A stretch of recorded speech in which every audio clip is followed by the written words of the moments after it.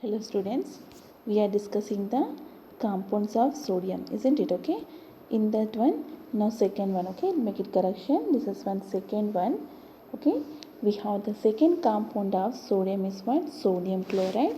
It has the name as what? Common salt or table salt. Formula is what? Sodium chloride NaCl. So here if you see, if you take the seawater, okay, in that we have the 2.7 to 2.9% what? Salt. Okay, for example means already we discussed weight by volume, nothing but if you take the 100 ml of water, seawater, in that around 2.7 to 2.9 grams of what? You have the salt, okay, means for example 2.9 grams present in the what? 100 ml of sea water, okay. Now, so here how you are going to obtain the sodium chloride means evaporation of seawater, okay. If you go for the evaporate, simply you know very well. For example, if you go for the salty water, if you dip in salt water also, if you sim sea water, what happen? Once the water is evaporated, you can feel the some salt on our body, isn't it? So here also, if you go for the evaporation, simply you are going to get the sodium chloride. But here we have the impurities. What are the impurities?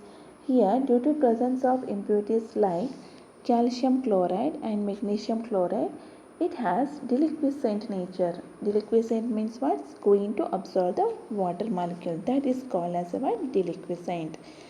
So it is going to purified by passing the HCl through impure saturated solution of sodium chloride. Okay, and due to common ion effect, pure sodium chloride going to be precipitate. Here how means, for example, as we already discussed Le Chatelier principle, okay. So I am taking the first, for example, seawater means in that we have sodium chloride, along the impurities what we have calcium chloride and magnesium chloride, okay. For example, this is assumed as a reactant. Now product here we have, for example, we need this pure sodium, okay, sodium chloride. Here we have the some pure one. So what we are doing first in this further, we are going to add the HCl, okay. So as you know very well, common ion effect means what? We have some common ion. Here we have chlorine, here all we have the chlorine. So once you add the HCl, what happen here? So the reactant side chlorine concentration is going to be increases, isn't it? So according to Le Chatelier principle, what happen? Once the reactant concentration is increases means the reaction proceed in the direction where the concentration is less. So here if you go for this side, what happen? Concentration is less. So this side is going to be shift. So you are going to get the what? Pure sodium chloride. This is the what? Common ion effect. Next here as you know very well, brine solution means 28% of NaCl is called as a what? Brine solution means 28 grams of NaCl present in the what? 100 ml of water, okay, that is called what? Brine solution. I think it's somewhat more concentrated, isn't it? Okay.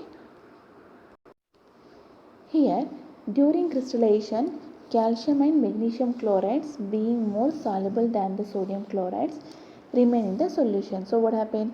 Here crystallization means you are going to make crystals. Okay. So what happened?